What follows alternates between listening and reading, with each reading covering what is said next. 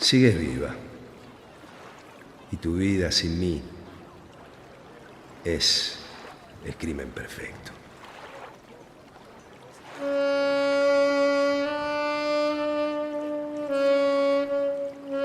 Hello, good morning everybody. I'm Blas Rivera. Here we are, broadcasting from Santa Teresa, no Rio de Janeiro, very close to Corcovado. This is our intention of an English-speaking podcast. Its name, Y nunca más volvio, and never returned.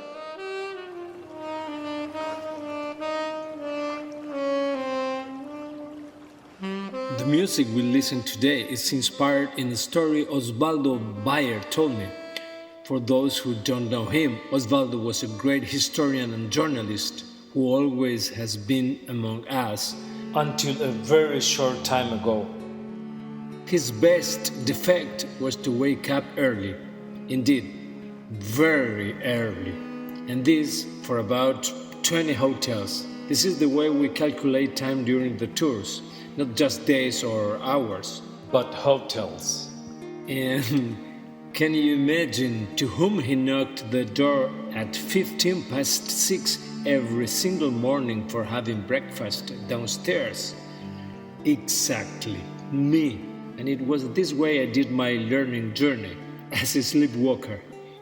Mr. Bayer told me that in 1972 he was ending his research about the scary massacre of 1,500 land workers by the hands of the Argentinian army in complicity with the local and British oligarchy that happened reign in the far south of the continent in 1922, around this town, Puerto de San Julián, in the state of Santa Cruz.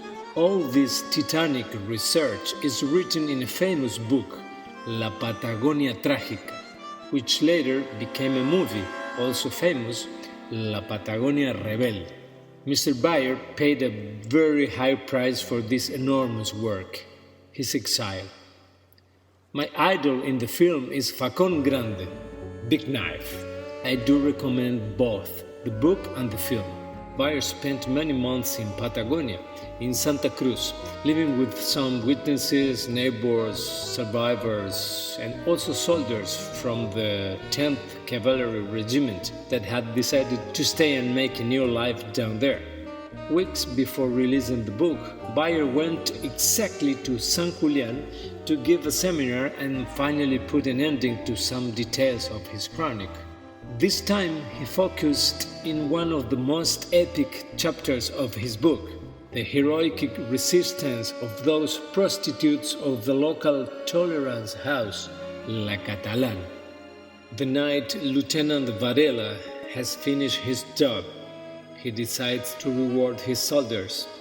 I would say for relaxing and unwind in order to forget so much blood, so much death and broken bones. These women, just with sticks and brooms, put these warriors to run away. We don't sleep with murderers. They have finally chosen one side, the striking workers. They have closed their legs in rebellion. A humiliating defeat for the troop, some did say. I would say a glorious victory for the women of San Julián. Bayer had exactly made his point that this should be the last scene in the film, but my son, he told me, with that metallic and upset voice he had when he was frustrated. Impositions of that time did not allow this, my son. But now, going back to the seminar with Mr. Bayer in 1972, they were in the middle of the small crowd, seated right in the first line, two old men, very old, paying attention and affirming everything that Osvaldo was telling as if they were watching the same film for the 5th time. As soon the conference was over, these two gentlemen got close to Bayer and told him they remember all the matters he was talking about.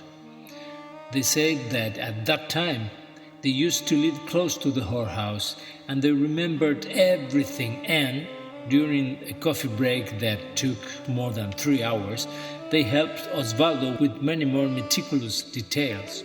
And Bayer was so excited, and that night his Olivetti typewriter added all that info to his research. They remembered all the shouts during that resistance night in La Catalana. The recall of Consuelo Garcia, Argentinian, the leader. Maria Juliache from Spain, she was the best dancer. They remembered also Angela Fortunato's big eyes. The unreachable beauty of Amalia Rodriguez, also Argentinian, and, of course, they did remember the English Maud Foster, who loved roses. They also told that night the musicians didn't come to play.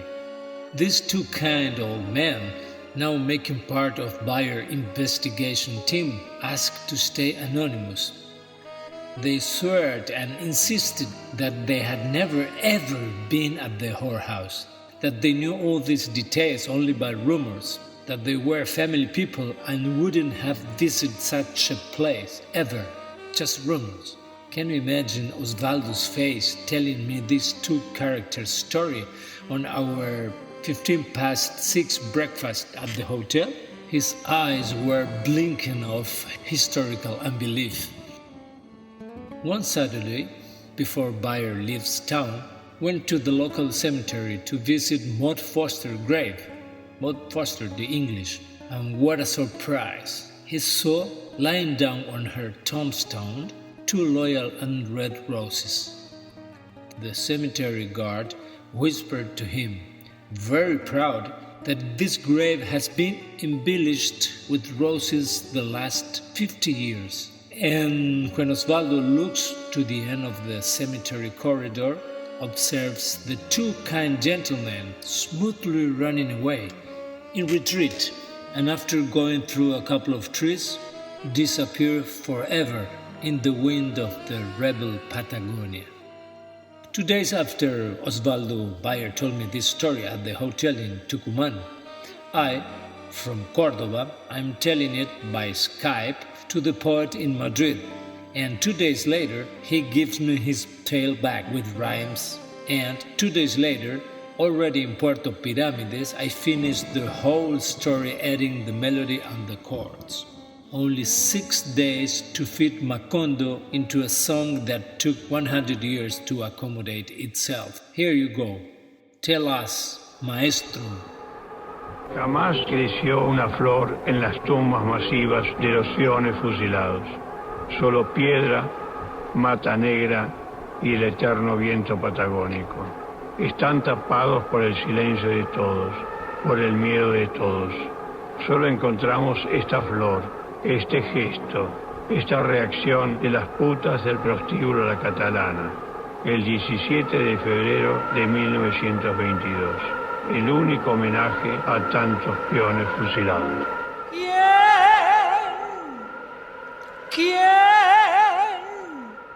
¿Quién le abrió el vientre a la noche?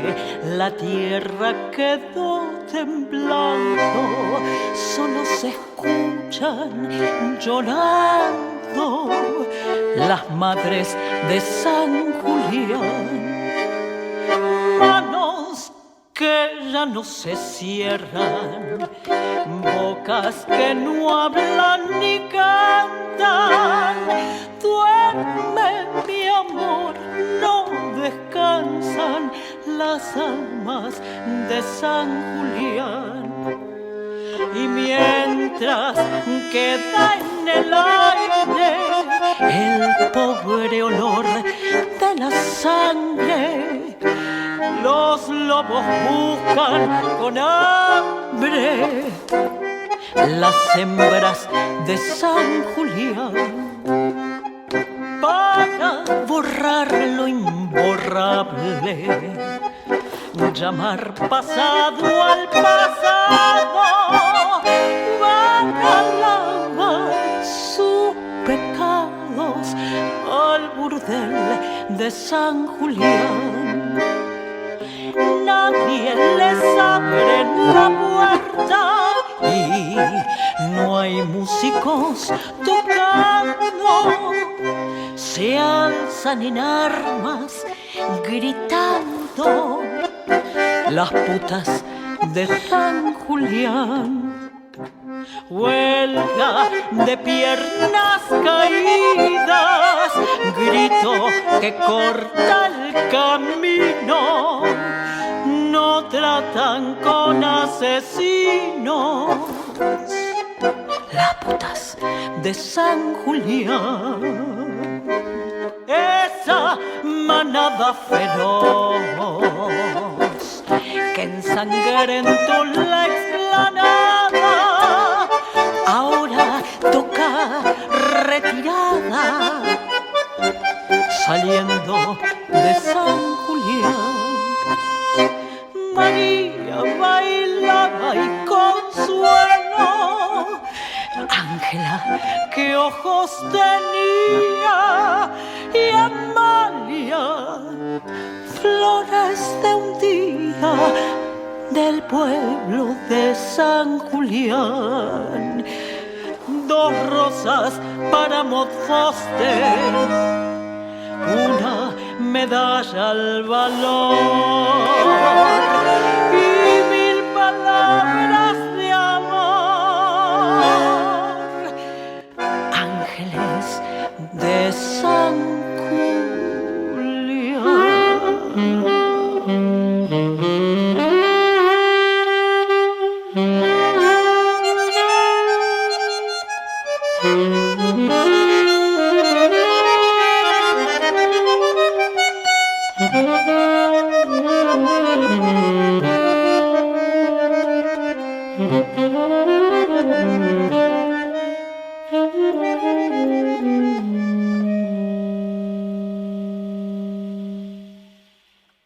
Muchas gracias y hasta siempre.